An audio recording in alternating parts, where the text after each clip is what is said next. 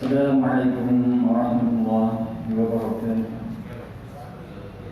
A'udzu billahi minasyaitonir rajim. Bismillahirrahmanirrahim. Alhamdulillah nahmaduhu wa nastaghfiruh wa na'udzu billahi min shururi anfusina wa min sayyiati a'malina. Man yahdihillahu fala mudilla lahu wa man yudlilhu fala hadiya lahu. أشهد أن لا إله إلا الله وأشهد أن محمدا رسول الله والصلاة والسلام على أشرف الأنبياء والمرسلين وعلى آله وأصحابه أجمعين. سبحانك لا علم لنا إلا ما علمتنا إنك أنت العليم الحكيم ولا حول ولا قوة إلا بالله العلي العظيم. رب اشرح لي صدري ويسر لي أمري واحلل عقدة من لساني يفقهوا قولي أما بعد فيا عباد الله اتقوا الله أوصيكم وإياي بتقوى الله فقد فاز المتقون وأما بعد. Alhamdulillah, kita rapatkan setinggi-tinggi pujian kehadirat Allah Subhanahu wa taala dan kita bersyukur kehadirat Allah Subhanahu wa taala kerana dengan limpah kurnia taufik dan hidayah Allah Subhanahu wa taala dapat kita menyambung kembali kuliah kita menggunakan kitab Ilmu Penuntut. Semua pada malam ini ada permintaan daripada pihak surau untuk kita bersama-sama melihat tajuk puasa atau bab puasa. Sebenarnya pada tajuk yang pas ataupun pada zakat kita masih ada dua tajuk dari sebenarnya, zakat fitrah dan juga orang yang berhak menerima zakat. Jadi insya-Allah apabila bulan panas kita akan habiskan bab zakat itu. Dan cuma pada malam ini satu permintaan mana daripada pihak surau berkenaan dengan puasa, dan anda kata ada masa-masa yang sesuai mungkin kita akan sama-sama mengulangi. Saya guna perkataan mengulangi sebab kita tak guna perkataan membelajar. Tuan-tuan pun dah belajar bab puasa, mengulangi puasa, sehingga pada habislah bab dia. Kalau kita ada masa yang sesuai, kita akan mengulangi bab puasa agar puasa kita pada tahun ini lebih baik berbanding dengan puasa yang lepas. Di mana ilmu adalah merupakan perkara yang wajib dalam apa juga, sama ada dalam perkara akidah, sama ada perkara ibadah berkenaan dengan akhlak, di mana ilmu itu adalah sebagai pengesah pada akidah, dan juga ilmu juga sebagai pengesah kepada amalan kita, dan juga ilmu adalah merupakan penyempurnaan kepada akhlak ataupun tasawuf. Dan kerana itu Allah Subhanahu wa taala menyebut tentang kedudukan ilmu itu banyak tempat di dalam Al-Quran, dan juga disebut oleh Rasulullah SAW pada banyak hadis berkenaan dengan kelebihan ilmu, hubungan ilmu, yang mana Allah Subhanahu wa taala menyebut salah satu daripadanya, yarfa'illahu alladhina amanu minkum walladhina utul 'ilma darajat. Ini Allah Subhanahu wa taala mengangkatkan kedudukan orang beriman dan juga orang yang berilmu itu beberapa darajat. Satu ayat, satu baris ayat, Allah Subhanahu wa taala mengatakan tentang kedudukan iman dan juga ilmu. Dan di antara hadis yang lain juga Rasulullah menyebut talibul ilmi fardhatun 'ala kulli muslim, menuntut ilmu itu wajib ke atas setiap orang Islam. Dan hadis yang lain menyebut muslimin wal muslimat, maknanya laki-laki, orang Islam laki-laki dan juga orang Islam perempuan. Yang menuntut ilmu itu ada kalanya sebagai fardu ain. Bagaimana mempelajari tentang bab puasa fardu ain, fardu ke atas setiap individu. Ada ilmu berbentuk fardu kifayah. Contohnya fardu kifayah berkenaan dengan kenegaraan ataupun dalam qaul syar'iyah, itu adalah fardu kifayah. Tapi Tapi dalam perkara puasa, zakat, haji, solat itu adalah merupakan rukun Islam yang menuntut kita untuk belajar secara personal. Setiap individu wajib belajar. Jadi sebagai hukumnya adalah fardhu ain. Dalam hadis yang lain pula Rasulullah SAW menyebut tentang kelebihan menuntut ilmu. Man kharaja fi talabil ilmi fa huwa fi sabilillah hatta yarji'. Barang siapa yang keluar daripada rumahnya untuk menuntut ilmu, dia di dalam jalan Allah fi sabilillah hatta yarji' sehingga dia kembali ke rumahnya. Pahalanya pahala fi sabilillah. Balik pada perbincangan kita pada malam ini. Pada mu'allif rahimahullah wa nafa'na bi'ulumihi fid darin amin rabbal alamin bab puasa. Jadi kita masih menggunakan kitab Ilmu Penuntut, ini kitab yang sesuai lah untuk kita memahami tentang hukum hakam ataupun di dalam ilmu fiqh. Apa yang dimaksudkan ilmu fiqh? Ilmu tentang hukum hakam amali mukallaf. Fiqh ni adalah perbincangan tentang amali, perbuatan mukallaf. Itu namanya fiqh. Bahkan orang tanya kita apa fiqh? Fiqh itu apa? Ilmu fiqh itu apa? Ilmu hukum hakam amali ataupun perbuatan mukallaf. Sambung lagi yang bersumber daripada sumber yang tetap, Al-Quran, hadis, ijma' dan juga qiyas lah. Berbeza dengan akidah. Akidah ni ilmu berkenaan dengan keyakinan. Keyakinan kepada keimanan, keyakinan kepada rukun-rukun iman. Yakni ilmu akidah tu ilmu tentang hati, tapi bentuk keyakinan. Ada satu lagi ilmu berkenaan hati juga, yakni ilmu tasawuf, ilmu hati, ilmu tentang kesucian hati, menyucikan hati daripada sifat-sifat yang tercela dan mengisi hati dengan sifat-sifat yang terpuji, mahmudah. Dipanggil ilmu tasawuf, ilmu tentang akhlak. Kitab bab puasa ni muka surat 137. Kita akan cuba sebanyak yang mungkin pada malam ni untuk kita memulai puasa ni, tapi tak ada sampai pukul 10. Isyak berhenti dah banyak mungkin pun macam tu lah juga. Ada pukul 10 pula tidak lah. Bab puasa, ada jumpa kita jawab muka surat 137. Kalau kita Romi tak pasti.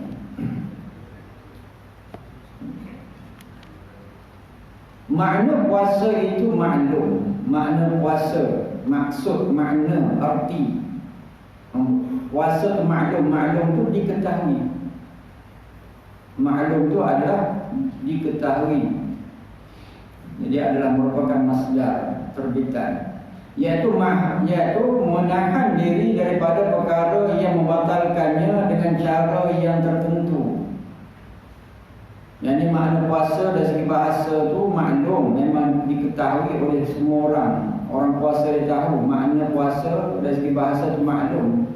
Maksud apa? Menahan diri daripada perkara yang membatalkan puasa dengan cara-cara yang tertentu. Mana berbagai-bagai cara yang boleh menyebabkan puasa seseorang itu terbatal. Jadi puasa itu boleh terbatal, sebagaimana solat pun boleh terbatal. Jadi bagaimana nak mengelakkan puasa itu terbatal? Kena ada ilmu. Nak mengelakkan solat itu terbatal, kena ada ilmu. Yang paling takutnya nak mengelakkan daripada iman kita terbatal, kena ada ilmu. Itu yang paling takut, iman terbatal. Adalah puasa ini satu rukun daripada rukun-rukun Islam. Ini maklum juga. Yang puasa itu adalah merupakan satu daripada rukun-rukun Islam. Rukun itu apa? Binaan ataupun asas, foundation. Rukun itu adalah binaan asas atau foundation ataupun tiang. Daripada rukun-rukun Islam, wajib atas tiap-tiap orang mukallaf mengerjakannya seperti rukun-rukun Islam yang lain sepanjang bulan Ramadan. Yang mana kita ulang, puasa itu adalah merupakan rukun Islam, satu daripada rukun Islam yang wajib ditunaikan oleh orang-orang mukallaf. Setiap mukallaf, maksud mukallaf apa?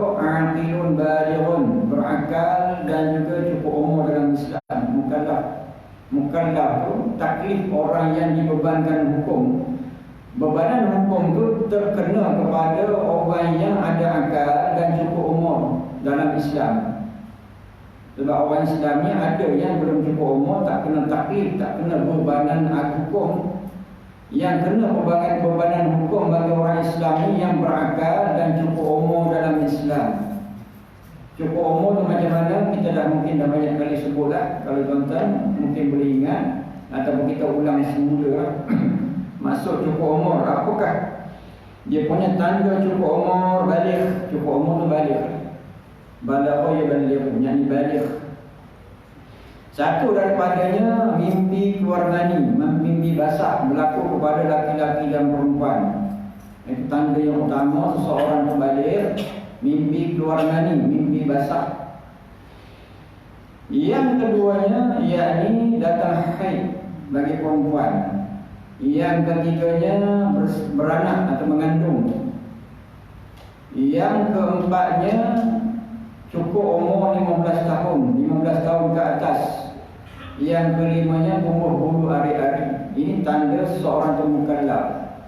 Mana yang pertama tu biasa berlaku kepada laki-laki perempuan, yakni mimpi basah, mimpi keluar mani. Itu tanda yang pertama. Dan bagi perempuan pula, kalau dia datang haid itu adalah merupakan dia sudah baligh, ataupun seorang tu boleh mengandung, dia baligh. Kalau tak ada yang tiga tu, sekurang tidaknya 15 tahun ke atas kata ulama, dia baligh. Dan juga di antara tanda lainnya tumbuh bulu ari-ari. Itu tanda baligh. Dan ada satu orang tu baligh dan dia berakal dan dia Islam, mana wajibkah dia menggunakan segala perintah agama. Bagi dia ada dosa dan pahala, bagi dia ada syurga dan neraka. Maknanya kalau orang tu meninggal sebelum dia baligh, sebagai orang Islam, dia akan masuk syurga walaupun sebegitu masa hidupnya tidak ada bebanan hukum bagi dia. Bagi orang sudah baligh dan berakal, dia sebagai Islam, maknanya dia berhak untuk mendapat pahala, dan kalau dia melakukan maksiat dia akan mendapat dosa. Itu maknanya mukallaf. Dan kalau orang tu umur 40 dia kata saya belum baligh, tipulah. Dia mesti ada 5 tadi. Dia kata pakcik kenapa tak sembahyang, aku dah 60, saya belum baligh, tipulah. 60 dah baligh. Mesti 5 tadi. Yang 5 tadi ada dah bagi dia.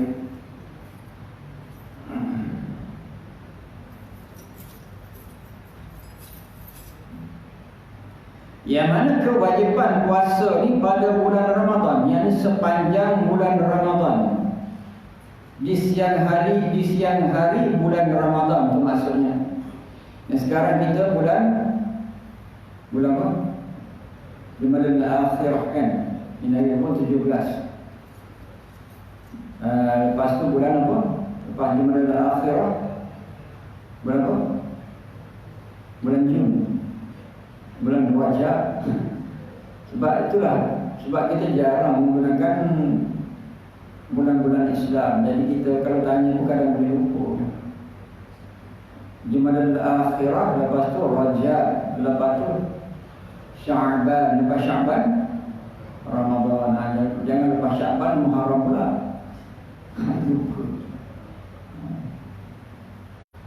Yang ini 3 bulan yang akan kita tempuh ini. Bulan Rajab, bulan Sya'ban. 2 bulan itu bulan yang Rasulullah SAW perlakukan berbeza dengan bulan yang lain. Dari segi amalannya, dari segi memperbanyakkan puasanya. Yang mana bulan Rajab, bulan Sya'ban itu dianggap sebagai bulan latihan untuk menghadapi bulan ibadah. Bulan Ramadan itu bulan ibadah. Adapun dalam bahasa Arab disebut syahrul ibadah, bulan ibadah. Ataupun dinamakan sebagai syahrul tarahum, bulan rahmat Allah. Dua nama, syahrul ibadah wa syahrul tarahum, bulan ibadah dan juga bulan rahmat Allah. Ini Rasulullah SAW dan para sahabat masuk bulan Rajab, mereka akan banyak ibadah, melakukan banyak ibadah sebagai latihan untuk menyambut bulan besar, bulan Ramadan. Bulan ibadah. Bulan Ramadan ini banyak ibadah yang Allah Subhanahu Wa Taala jadikan ataupun Allah Subhanahu Wa Taala syariatkan dalam bulan Ramadan. Bulan lain tak ada, bulan Ramadan ada. puasa dalam bulan Ramadan wajib. Dan juga di antaranya qiyam tarawih bulan Ramadan itu adalah merupakan kurniaan Allah di dalam bulan Ramadan. Bulan lain tak ada. Bulan Ramadan juga salat witir dilakukan secara berjamaah. Asalnya salat witir secara individu ataupun munfarid ataupun munfaridah. Munfarid maknanya solat wanita itu secara bersendirian. Kalau orang perempuan solat bersendirian dipanggil munfaridah. Kalau secara secara berjamaah, berbeza dengan berjamaah, jadi dipanggil munfarid ataupun munfaridah. Maknanya solat witir itu dilakukan selain bulan Ramadan secara bersendirian. Bulan Ramadan sunat dilakukan secara berjamaah. Maknanya banyaklah di antara kelebihan lain cukup banyak. Dan kerana kalau kita cuba berusaha untuk kita menyambut bulan Ramadan ini dengan ilmu tentang puasa. Sebab inilah sebagai asas kepada bulan Ramadan, yang puasa itu sendiri.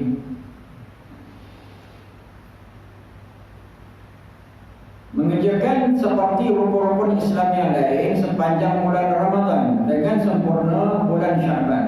Yang ini bagaimana nak sambut bulan Ramadan dengan sempurna bulan Syaban 30 hari atau melihat anak bulan Syawal pada hak orang yang nampak sekalipun ianya fasiq. Atau dengan sabit nampak anak bulan di sisi qadi dengan saksi yang adil pada hak orang yang tidak melihat anak bulan. Jadi bagaimana nak berpuasa ataupun nak mengenali bulan Ramadan? Yang pertama, kita cukupkan bulan Syaban 30 hari. Bulan di dalam Islam ni, hari dalam sebulan Islam ada 2 saja, 30 dengan 29. Kalau kalender Masihi dia ada 31, dia ada 30, dia ada 29, dia ada 28. Tapi kalender Islam hanya ada 2 saja, 30 dengan 29. Tak ada 31, tidak ada 28. Bagaimana? Yang pertamanya kena cukupkan Syaban sebanyak 30 hari. Bulan Syaban itu dicukupkan dengan 30 hari Syaban. Maknanya hari yang besoknya dah kira Ramadan. Atau melihat anak bulan Syawal pada hak orang yang nampak sekalipun ianya fasik ataupun nampak anak bulan. Maknanya kalau tak nampak anak bulan pada hari yang ke-29 tu, maknanya hari tahun tu Syabannya adalah 30 hari. Dan kalau hari ke-29 tu nampak, petang ke-29 tu nampak anak bulan, bermakna pada tahun tu Syaban hanya ada 29 hari sahaja. Itu bezanya. Yang pertama, kalau tak nampak anak bulan pada petang 29 Syaban, maknanya pada tahun tu Syabannya dicukupkan sebanyak 30 hari. Dan anda kata petang tu dah nampak anak bulan Ramadan, maknanya Syaban pada tahun tu hanya 29 sahaja. Itu kaedah yang kedua. Sebab tengok anak bulan tu adalah merupakan kaedah yang paling utama lah. Cuma kita ni tak pandai nak tengok anak bulan, tak dilatih. Hanya kita bergantungkan kepada apa? Kita nak puasa Ramadan, kita bergantung pada apa, tuan-tuan? Apa? Mau besar kan? Mau besar. Kita tak pandai nak tengok lain lah. Tengok mau besar. Kalau mau besar tak ada, kita tak tahu nak puasa ke tidak. Mau besar hukum, tidak hukum. Itu adalah merupakan adat. Sebagai adat. Al-adat mahkamatun. Adat tu boleh jadi hukum. Kalau kita tak pandai, adat tu jadi hukum. Kaedah apa ni? Kaedah fiqh lah. Al-adat mahkamatun. Adat tu boleh jadi hukum. Mau besar tu sebagai satu adat untuk mengenal pasti adanya sama ada Ramadan ataupun Syawal. Jadi adat itu boleh jadi sebagai hukum. Ada satu kaedah al-adat mahkamatun. Kalau tak ada muham kita tak raya, tak puasa. Dia punya ucapan tu kita dah boleh hafal lah apa dia nak cakap. Kan? Fasih lah kita. Mana dia punya kerja tu 2 kali setahun saja kan. Muham tu 2 kali setahun saja kita masuk TV. Atau dengan sabit nampak anak bulan di sisi qadi dengan saksi yang adil pada hak orang tidak melihat anak bulan. Yang ketiganya, Yang qadi mengisytiharkan anak bulan. Ini yang berlaku kepada kita ni. Qadi, pemerintah. Qadi itu mana hakim. Hakim itu wakil kepada pemerintah, wakil kepada raja lah. Jadi mana yang ketiga ni, qadi, hakim. Yang ini dia mengarahkan orang lain untuk melihat anak bulan. Apabila nampak anak bulan, dimaklumkan kepada qadi ataupun jabatan Islam lah. Maknanya sepakatlah satu Malaysia pemerintah kata anak bulan nampak. Kalau kecil-kecil dulu nak sambut bulan Ramadan tu, kalau tak nampak okey lah. Tapi kalau nak sambut Syawal tak nampak tak okey. Kecil-kecil dulu kan. Kecil-kecil dulu, masa kita kecil-kecil, kalau nampak anak bulan Ramadan kena puasa dah besok. Tapi kalau tak nampak Syawal, pada tak suka. Kecil-kecil. Tapi orang tua jangan macam tu lah. Tak elok, tak suka nak puasa.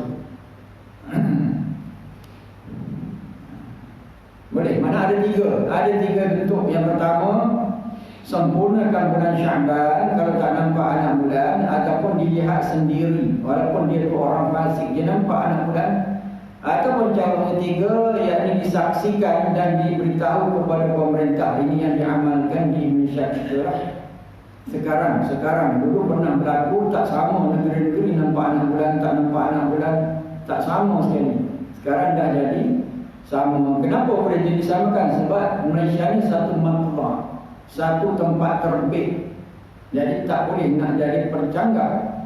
Satu tempat terbit anak bulan, satu matbah dipanggil. Kenapa kita tak sama dengan Arab Saudi? Memanglah tak sama. Tempat terbitnya tak sama. Matbah yang tidak sama.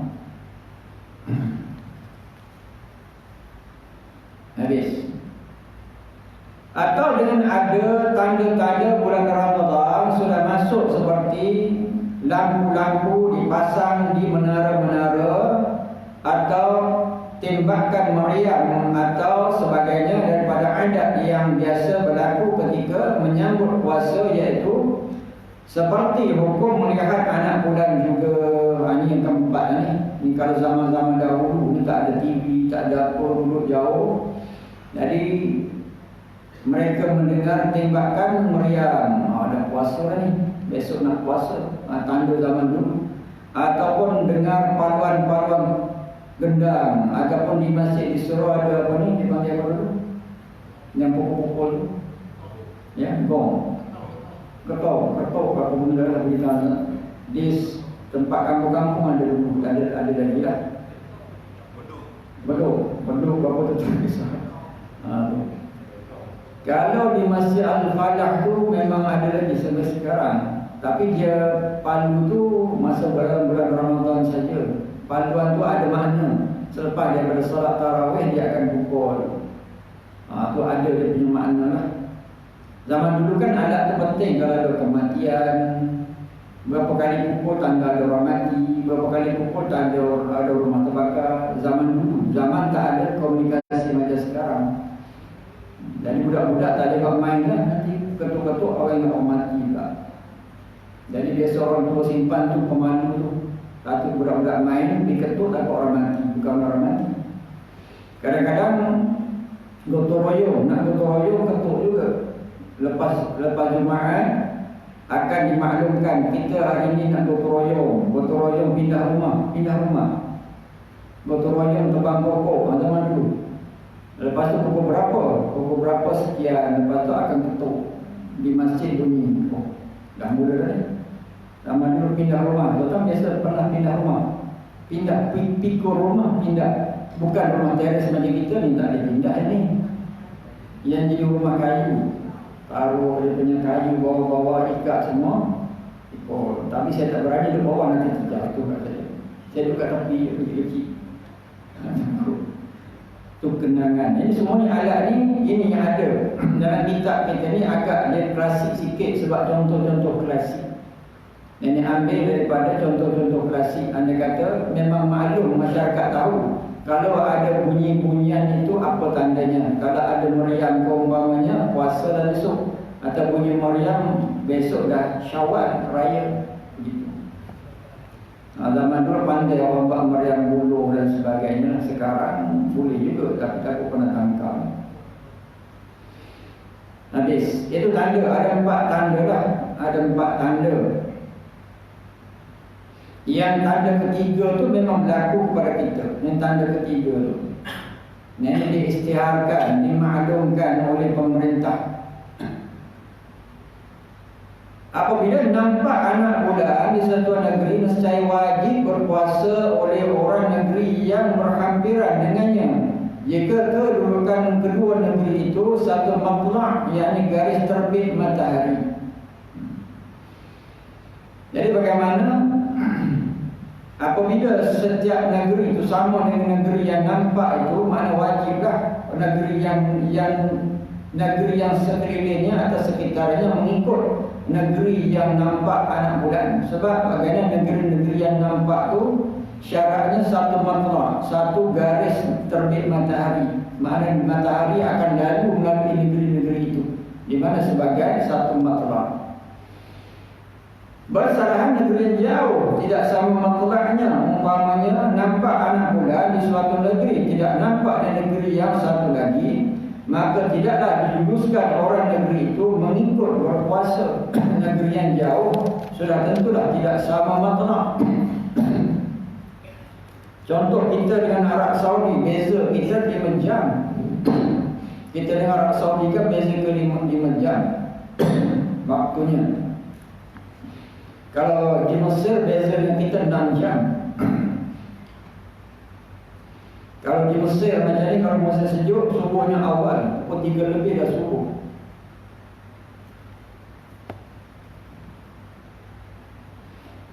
Syarat sah puasa. Syarat sah puasa. Nak faham syarat sah puasa. Kalau kita dapat habis yang ni, okey, syarat sah puasa. Tapi macam tak cukup masa. Syarat sah puasa, bagaimana kita kena tahu bagaimana puasa kita sah. Itu penting. Puasa tu nak sah bagaimana? Kena ada syarat sah puasa.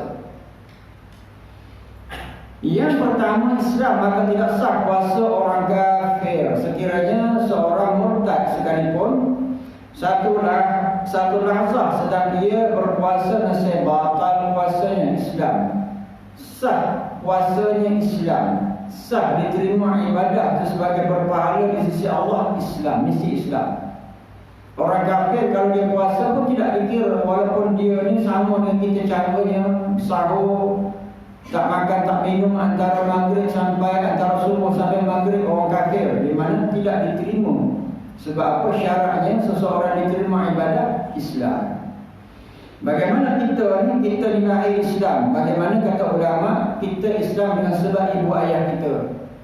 Orang kafir bagaimana dilahir daripada kalangan ibu ayah kafir. Syaratnya diterima Islamnya dengan mengucap 2 kalimah syahadat. Kita diuntung lahir-lahir Islam, mak ayah kita lah. Sebab mereka Islam, kita dikira sebagai Islam. Dan setiap waktu, setiap solat kita memang ada kalimah syahadat. Dalam tahiyat akhir ataupun tasyahud awal dan akhir itu memang ada kalimah syahadah. Jadi kita ulang-ulang memperbarui syahadah kita di dalam solat itu. Jadi kalau orang tak solat, dia tak ada dah memperbarui solat, tidak ada dah memperbarui syahadah. Islam seseorang tu 2 kalimah syahadah, ataupun seorang tu Islam dengan sebab ibu ayahnya memang Islam. Dan bagaimana orang Islam tu, na'udzubillah, dia boleh jadi murtad. Kalau sebut murtad ni sunat bagi kita berlindung kepada Allah. Na'udzubillah. Apa ni dipanggil sebagai na'udzubillah, kita berlindung kepada Allah daripada murtad. Yang murtad ni boleh berlaku dengan sebab perkataan dan perbuatan. Walaupun satu lahzah ni satu detik yang pendek, satu momen, satu lahzah, satu kerdik mata. Maknanya dia murtad, na'udzubillah, satu kerdik mata. Dia kata Tuhan tak berkuasa, dia tak dipaksa, dia cakap macam tu, na'udzubillah. Sekerdik mata yang cakap macam tu, dia terkeluar Islam. Dia kata Allah Ta'ala tak berkuasa. Maknanya perkataan dia tu sedar, tanpa dipaksa. Di mana perkataan yang cakap tanpa dia dipaksa dan sedar perbuatan itu salah, di mana dia terkeluar Islam. Allah Ta'ala berkuasa. Inna Allah ala kulli syai'in qadir. Sesungguhnya Allah Ta'ala berkuasa ke atas segala sesuatu. Sifat satu daripada sifat Allah, yakni qudrah, satu sifat ma'ani. Dia panggil sifat ma'ani, sifat wujudi, sifat memang ada pada Allah. Allah Ta'ala berkuasa. Itu contoh perkataan dia. Ataupun dia menyembah berhala dengan tanpa dipaksa, dia sedar perbuatan itu salah, walaupun satu lahzah, walaupun satu momen yang pendek dia sembah berhala, dia keluar Islam. Yang Islam seorang, iman seorang itu boleh rosak dengan sebab perkataan ataupun perbuatan. Dalam hati itu Allah Ta'ala sahaja yang tahu. Sebagaimana iman seseorang itu dengan perkataan, dengan hati dan perbuatan, begitulah iman itu rosak dengan sebab tiga benda. Jadi bagaimana orang kafir ini? Orang kafir kalau dia buat baik, dia tidak akan dapat pahala akhirat sebab tidak diterima ibadahnya melainkan Islam. Saya dah tulis dalam beberapa masa yang lepas berkenaan dengan pahala ibadah orang kafir itu. Kita tengok di dalam blog saya. Orang kafir ini berdasarkan pada hadis Rasulullah yang mendapat apa kelebihan daripada perbuatan baiknya, Allah Ta'ala akan memberi kebaikan dunia sahaja. Kalau dia ni orang yang baik, murah, menderma, kafir, di mana Allah Ta'ala memberi balasannya hanya di dunia kepada dia. Akhirat tidak ada. Berbeza orang beriman, di dunia Allah Ta'ala akan memberi balasan, akhirat pun Allah Ta'ala akan memberi balasan. Yang kedua, syarat sah puasa yang keduanya berakal, yakni ada tamyiz. Tamyiz ni maknanya cukup akal, sempurna akal. Tamyiz tamyiz tu maknanya cukup akal. Orang yang tamyiz dipanggil mumayyiz. Tamyiz tu cukup akal, sempurna akal. Dan orang yang ada sifat sempurna akal dipanggil mumayyiz. Mumasdar dipanggil. Apa ni? Mumayyiz. Contoh, kan kita biasa dengar contoh wujud, maujud, apa bezanya? Wujud, maujud, Allah Subhanahu Wa Taala wujud, Allah Taala tu maujud, apa bezanya? Beza Allah Taala sifat wujud dan Allah Taala tu memang maujud. Beza. Wujud mana Allah Taala memang memiliki sifat wujud, sifat nafsi, sifat nafsiyah, dan Allah Taala tu maujud. Begitu. Sama juga tamyiz. Tamyiz ni mana orang tu sifat yang sempurna, akal yang sempurna, sifat sempurna akal. Dan orang tu dikira sebagai mumayyiz. Orang yang ada sifat sempurna akal dipanggil sebagai mumayyiz. Contoh bagaimana kita nak tahu orang tu sempurna akal? Yang orang yang kanak-kanak. Tamyiz ni orang yang belum baligh.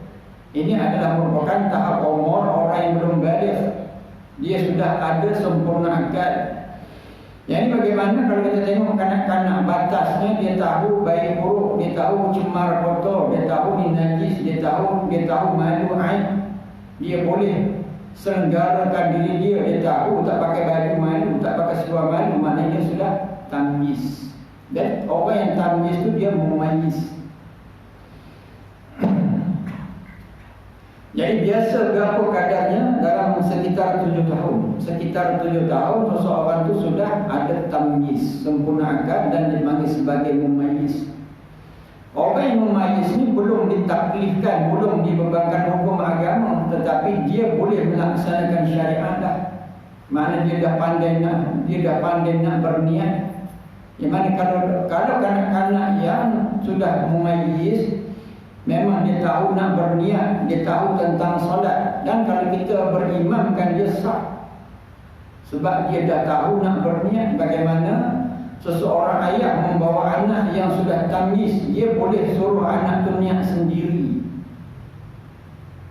Berbeza dengan kanak-kanak yang belum ada tamyiz, 4 tahun, 5 tahun belum ada tamyiz, ayah itu kena berniat haji untuk anaknya atau berniat umrah bagi pihak anaknya.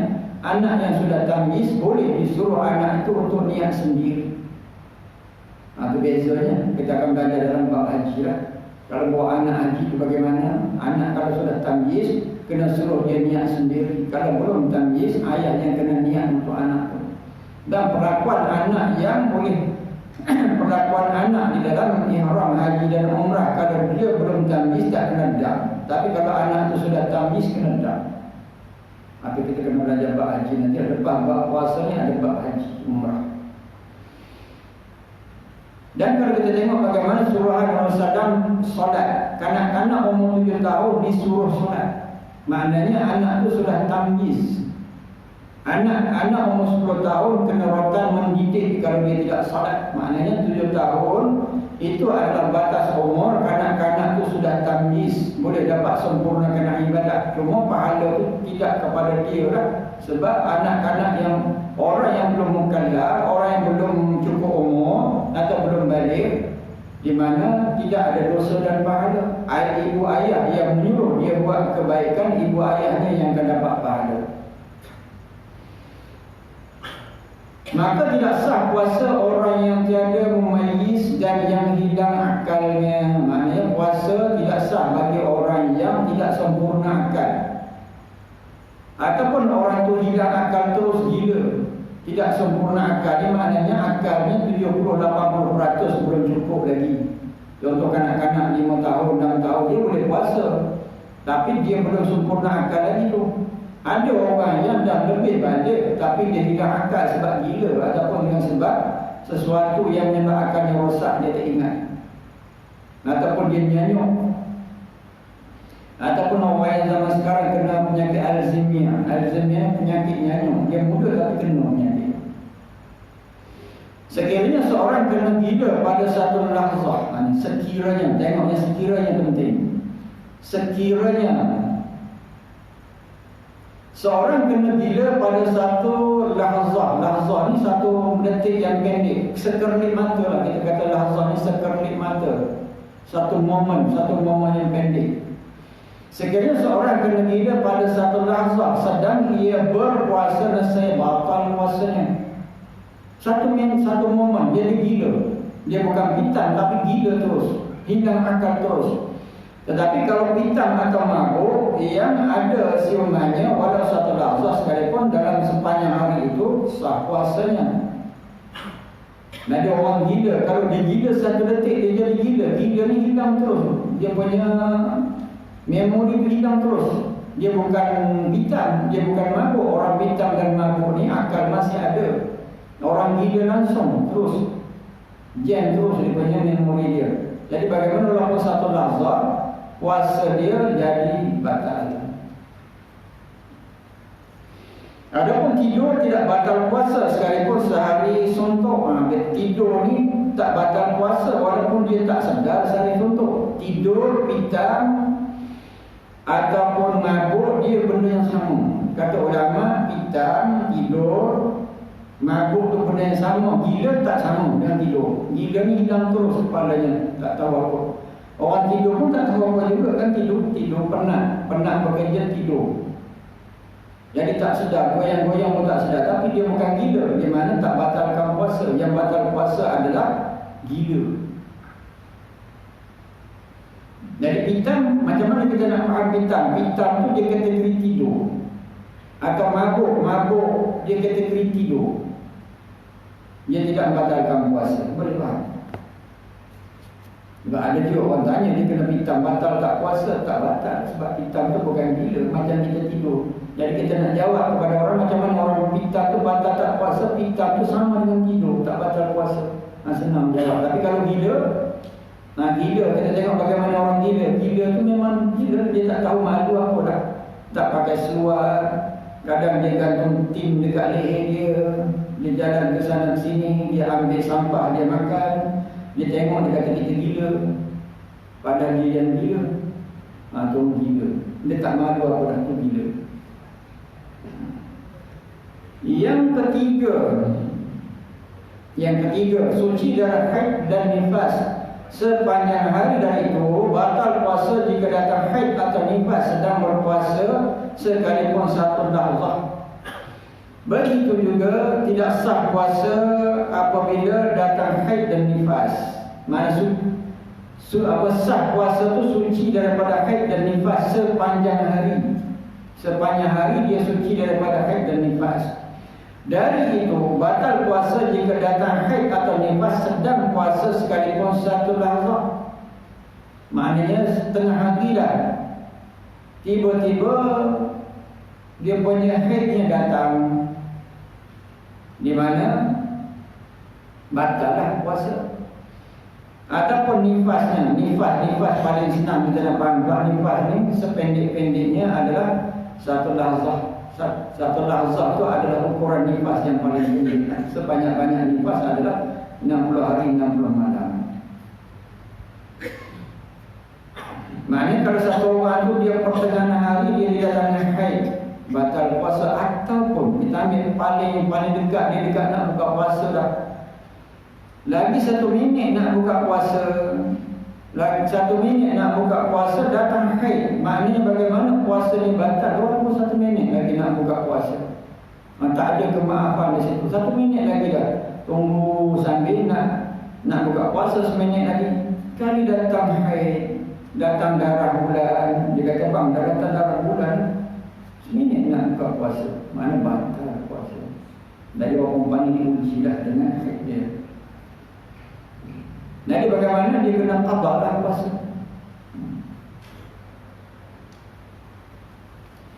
Yang keempat, niat iaitu wajib. Jadi jelasan belum. Yang keempat, niat iaitu wajib dita'ayyinkan, ditentukan. Ta'ayyin itu dispesifikkan ataupun ditentukan. Niat pada puasa fardu seperti Ramadan atau qada atau nazar atau kafarah. Dan wajib niat itu dilakukan pada waktu malam, tiap-tiap malam. Ini dalam mazhab Syafi'i.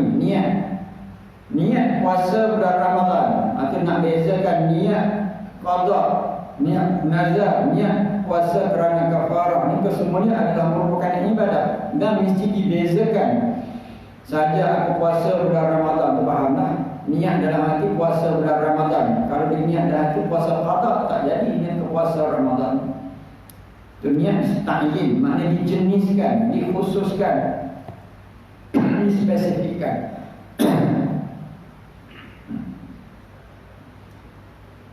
Ini dalam mazhab Syafi'i kita. Adapun dalam mazhab Maliki, boleh dan memadai niat puasa sepanjang bulan dari awal Ramadan itu. Harus mereka yang bermazhab Syafi'i mengikut bertaklid mazhab ini supaya tidak kena qada.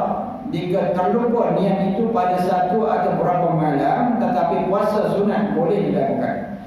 Dalam mazhab Maliki, ini Malik bin Anas, sahabat Nabi Anas bin Malik. Ini Malik bin Anas, mazhab Maliki. Dia adalah merupakan tabi'in. Dia kata dalam mazhab Maliki boleh kita niat puasa sebulan Ramadan. Pada malam Ramadan yang pertama tu kita niat puasa Ramadan sebulan, boleh. Di mana kata ulama boleh bertaklid mengikut mazhab ini di dalam perkara ini.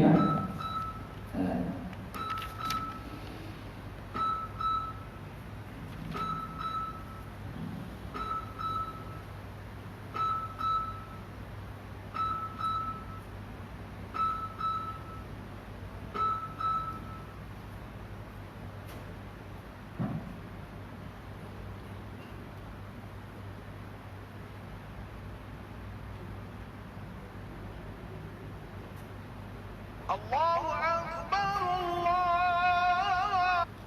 Allahu Akbar, Allahu Akbar, Allahu Akbar, Allahu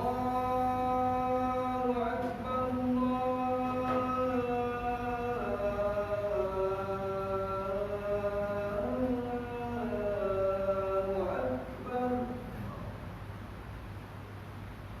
Asyhadu an la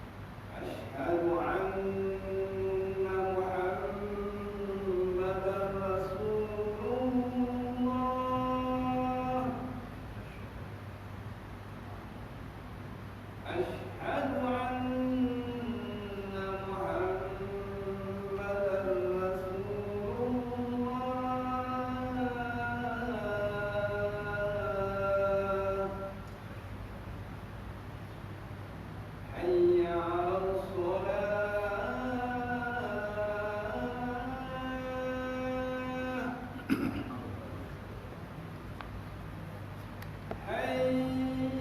على الصلاة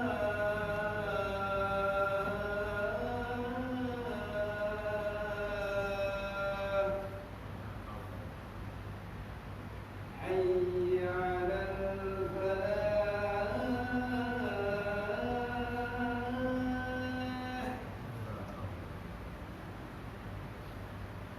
حي على الفلاح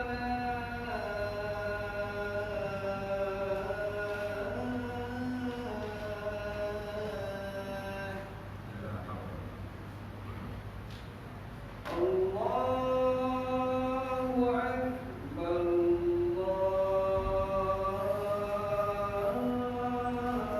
الله أكبر لا إله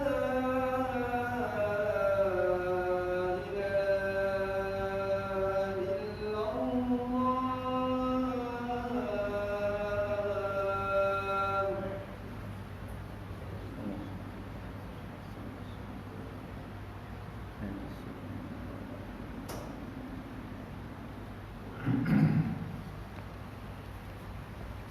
Ini kita ulang. Niat ini wajib ditakyinkan. Yang berdasarkan kepada mazhab Syafi'i atau mazhab Imam Syafi'i, niat itu mesti diniatkan tiap-tiap malam bulan Ramadan. Sebab niat itu mesti diniatkan sebelum daripada fajar. Mana seorang yang berniat sudah fajar ataupun sudah subuh baru dia berniat, puasa Ramadan tak sah. Jadi malam Ramadan tu mesti nak niat sebelum daripada subuh. Umpama macam mana boleh berlaku tak? Boleh berlaku dia tidur. Malam dia tak ingat nak puasa besok, tak ada niat. Dia tidur, sedar-sedar dah subuh. Jadi bagaimana dia tak niat? Kalau niat selepas subuh tak jadi puasanya. Niat tu mesti malam Ramadan, yang sebelum daripada fajar, sebelum daripada subuh. Dalam mazhab Imam Syafi'i niat tu tiap-tiap malam. Tapi berdasarkan kepada mazhab Maliki boleh ditaklid. Maksud taklid apa? Bukan pindah mazhab. Yang ditaklid tu mengikut satu pandangan mazhab yang lain, sedangkan pandangan tu tak ada dalam mazhab kita. Ataupun pandangan tu dalam mazhab kita amat ketat, dalam keadaan kita susah nak buat sangat, boleh bertaklid. Bertaklid di sini bukan untuk mempermudah-mudah, bukan. Nak ambil yang mudah aja, taklid tak boleh. Taklid di sini maksud yang dibenarkan taklid dalam mazhab kita tu tak ada umpamanya, ataupun dalam mazhab kita ketat sangat, tak boleh nak buat, dalam keadaan tu payah nak buat. Dan dalam kes ini taklid ni makna taklid pada mazhab Maliki ataupun mazhab Imam Malik, yang mana boleh seseorang tu niat sebulan terus. Mana malam Ramadan pertama niat sebulan Ramadan terus, takut kita tak niat, tak bangun tidur, malam-malam Ramadan yang berikutnya boleh taklid. Sebab tak ada dalam mazhab Syafi'i macam ni niat sebulan terus. Dalam mazhab Syafi'i tiap-tiap malam, mana tak ada. Jadi kita nak taklid satu, hukum tu tak ada dalam mazhab kita. Yang kedua, dalam mazhab kita ada tapi ketat, tak boleh nak buat, payah nak buat. Itu contoh dulu, zaman-zaman dulu seorang yang tawaf ni tempat yang memang padat orang, crowded. Jadi masa main mula-mula dulu, yang ini berpindah mazhab taklid kepada mazhab Hambali ataupun Maliki. Walaupun sekarang ni sebenarnya ada satu klaus dalam mazhab kita ni, yang ini kalaulah dalam keadaan yang kita disentuh tidak batal. Dalam keadaan yang ramai begitu, kalau kita disentuh tidak batal. Itu dalam mazhab Syafi'i kita sendiri. Jadi itulah yang diguna pakai dalam haji yang baru-baru dah. Dulu masa kita pergi memulai haji dulu, dia ajar berpindah taklid kepada Hambali ataupun Hanafi. Jadi sebab apa dalam mazhab kita pun ketat dalam keadaan itu. Jadi bukan bermaksud taklid itu nak memudah-mudah, bukan. Tengok mazhab mana yang mudah kita pindah, mazhab mana yang mudah pindah. Kita tak boleh taklid macam itu. Ini supaya tidak kena qada jika terlupa niat itu pada satu atau beberapa malam. Sebab kalau tak niat memang tak boleh puasa ataupun tidak jadi puasa lah. Sebab niat itu adalah merupakan rukun bagi puasa. Kalau tak niat tak boleh puasa, kena qada. Tetapi puasa sunat berbeza pula puasa sunat. Puasa sunat boleh dilakukan niat itu sebelum gelincir matahari selama belum melakukan sesuatu yang membatalkan puasa menurut qaul yang muhtamal. Dan ada pula qaul yang mengatakan boleh niat setelah gelincir matahari, dan ada juga pula yang berpendapat boleh niat sekalipun telah melakukan perkara yang membatalkan sekurang-kurang niat puasa. Berbeza dengan puasa sunat. Puasa sunat ini boleh kita niat, yang pertama, pendapat yang pertama, boleh kita niat sebelum zuhur. Yang kita pagi itu kita nak puasa sunat, kita boleh sebelum zuhur kita niat. Berbeza dengan Ramadan, mesti niat malam Ramadan, tak boleh siang. Puasa sunat boleh. Sebab apa boleh ini? Berdasarkan perbuatan Rasulullah SAW. Pernah Nabi SAW balik ke rumah Aisyah, tanya dia makanan tak pada hari itu. Aisyah kata tak ada makanan. Nabi pun puasa, mana siang lah tu. Nabi puasa, niat dah siang, itu puasa sunat. Kalau kita macam mana kita? Kalau balik rumah tak ada makan. Tanya rumah, balik rumah ada sarapan tak? Tak ada. Puasa tak ada. Pergi mana tu? Kita balik rumah, yang ada makan pagi ni? Tak ada lah bang, tak ada. Puasa agak kita. Mama kalau lagi. Tak apa, itu tak ada masalah. Sunat tak ada masalah. Tapi nanti masa kami balik tak ada makanan, nanti kata tak apa, kita puasa. Tak mengamuk, tak apa, tak ada apa. Sifat hebatnya Rasulullah ni. Ataupun menurut pendapat yang lain pula, boleh selepas zuhur tu kita niat puasa, selagi kita tak makan lagi pagi tu. Ada juga pendapat yang lain paling longgar sekali lah. Walaupun kita ni boleh puasa sunat, walaupun pagi tu kita dah makan, dan puasa kita tu separuh hari je. Puasa sunat, jangan puasa Ramadan, tak boleh. Jadi pendapat yang ketiga tu. Dan pendapat yang muhtamal, seseorang yang nak puasa sunat sebelum gelincir matahari, sebelum zuhur, dia niat puasa sah. Syaratnya dia belum makan lagi pada pagi itu, ataupun dia tidak melakukan perbuatan membatalkan puasa seperti jimat. Sekurang-kurang niat puasa Ramadan, iaitu nawaitu shauma Ramadan. Sahaja aku puasa Ramadan, nawaitu aku berpuasa Ramadan. Tu maksudnya ganti nama kita tu. Nawaitu.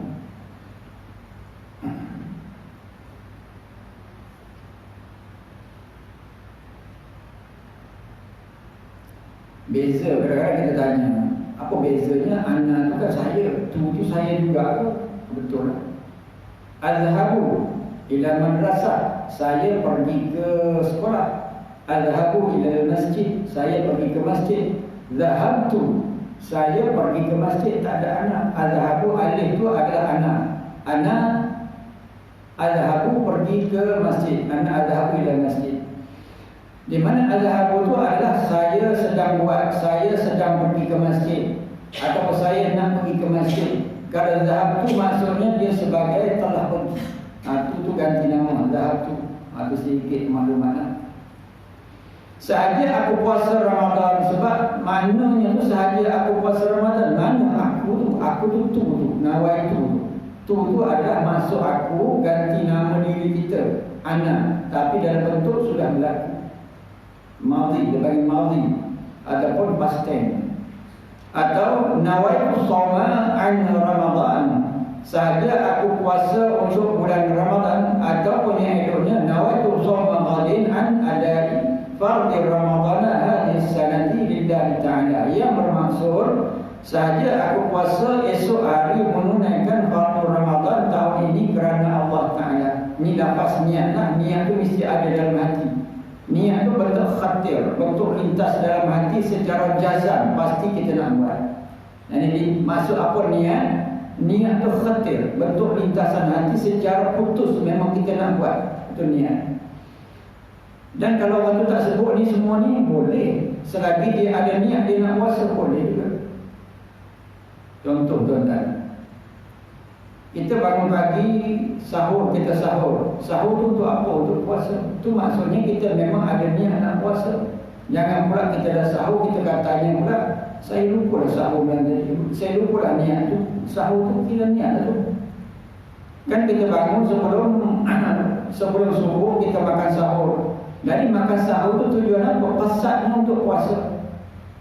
kehendak untuk puasa itu sebagai niat. Niat itu bentuk azam yang kuat untuk lakukan sesuatu. Habis. Yang kelima, kita ambil yang kelima tu, menahan diri daripada perkara yang membatalkan puasa.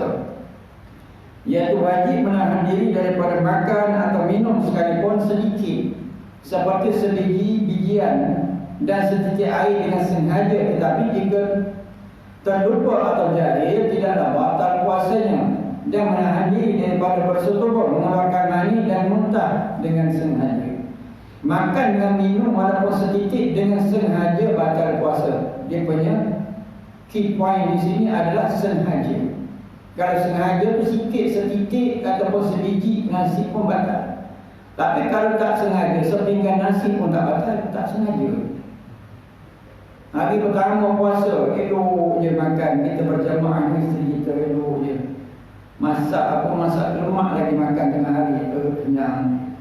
Kita puasa ni hari, dua lupa tak apa, dah tua kan. Dah tua tak apa, lupa. Tapi kalau sengaja setitik ataupun sebiji nasi pun batal. Kalau tak sengaja tak apa. Atau kerana jahil tak tahu hukum, tak tahu hukum, baru masuk Islam tak tahu rupanya puasa-puasa ni tak boleh makan, dia makan juga. Atau orang yang jahil tak tahu hukum.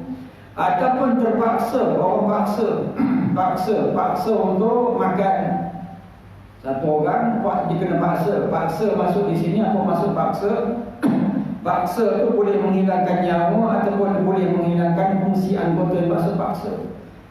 Satu orang dipaksa makan nasi pada bulan Ramadan, paksa. Maksud paksa apa? Orang paksa tu menggunakan alat yang boleh membunuh, pistol ke ataupun senjata boleh membunuh. Dan orang memaksa tu orang yang memang berkuasa untuk mencederakan. Atau maksud paksa. Paksa ni bagaimana? Paksa tu boleh menghilangkan nyawa ataupun boleh menghilangkan fungsi badan kita, dipanggil paksa. Darurat. Dia panggil darurat. Ad-darurat atau bihukmah darurat. Itu dengan darurat. Tapi kalau kanak-kanak pegang pistol, umur 5 tahun pegang pistol, tak paksa itu. Dia tak boleh memudaratkan kita. Tapi kalau orang tua, orang dewasa pegang pistol, dia suruh makan nasi. Dia kata tak mau, kita kata tak mau. Dia pun tembak di punggung rumah kita, tembus. Makan, kita pun makan. Sebab dia paksa. Jangan lepas tu kita minta paksa dari besok. Tak boleh. Dan menahan diri daripada bersetubuh, mengeluarkan mani dan muntah dengan sahaja. Yes. Bersetubuh di siang hari di bulan Ramadan dengan sedar, maknanya batal puasa. Bukan setakat batal puasa, tapi kena puasa dua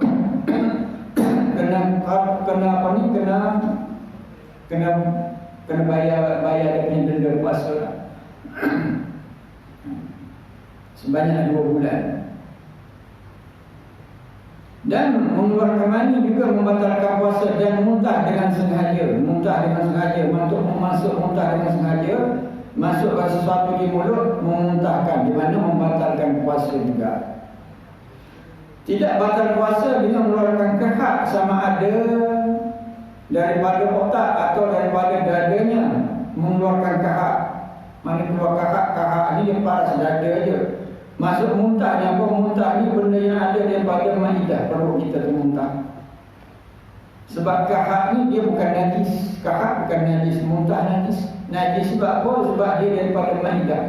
Apa yang keluar daripada perut, sama ada ke mulut, dia najis. Sama ada perut melalui dubur dan kubur, dia adalah najis. Tapi kahak ni paras dada, dia tidak najis. Walaupun begitu, kahak ni benda yang jijik lah. Kahak ni jijik, walaupun tak najis, tak boleh nak makan kahak. Kalau muntah memang haram, dia najis. Kahak dia bukan najis, tapi benda yang jijik. Dia menahan diri daripada memasukkan air suatu benda ke dalam rongga yang terbuka, seperti mengorek telinga, memasukkan air sabun atau ubat ke dalam dubur dan sebagainya. Kena tahan dirilah daripada memasukkan benda ke dalam rongga yang terbuka, sebab takut benda itu termasuk kepada maidah kita. Kadang orang tertanya, kalau korek hidung batal tak puasa? Tak batal puasa. Syaratnya kalau kita korek itu batal puasa. Kalau kita korek, kita punya jari kita hilang. Faham tak maksud saya? Kan orang tanya kan korek hidung batal tak puasa? Tak batal. Kalau kita korek, lepas tu kita keluar balik ada jari. Tapi kalau kita korek, tengok tak ada jari. Hilang. Maknanya jari itu dah masuk dalam perut. Itu batal puasa. Tapi kalau korek, ada lagi jari, tak batal. Sebab jari ini hanya setakat itu je, dia tak masuk ke lebih daripada lorong-lorong kita. Begitu korek telinga ni kalau keluarkan balik ada jari, tak batal. Kalau hilang jari, batal. Boleh, insyaAllah. Kalau ada kesempatan, yang penting tajuk yang berikutnya, pembatal puasa yang utama dan sah puasa. Atau nak faham sah puasa dengan itu, yang 5 tanda. Dan pembatal puasa pun ada tanda dia. Kalau ada kesempatan, kita akan baca yang itu pula. Ada mesti. A'udzubillahi minasyaitonirrajim. Bismillahirrahmanirrahim. Alhamdulillahirabbil alamin. Allahumma arinal haqqa haqqan warzuqna ittiba'ahu wa arinal batila batilan warzuqna ijtinabah. Allahumma 'allimna ma 'allamtana waj'alna min 'ibadika as-salihin. Wa sallallahu ala sayyidina Muhammad wa ala alihi wa sahbihi wasallam. Alhamdulillahirabbil alamin. Aqulu qawli hadza wa astaghfirullahal 'azim li wa lakum wa lisa'iril muslimin wal muslimat. Fastaghfiruhu innahu huwal ghafurur rahim. Assalamualaikum warahmatullahi wabarakatuh.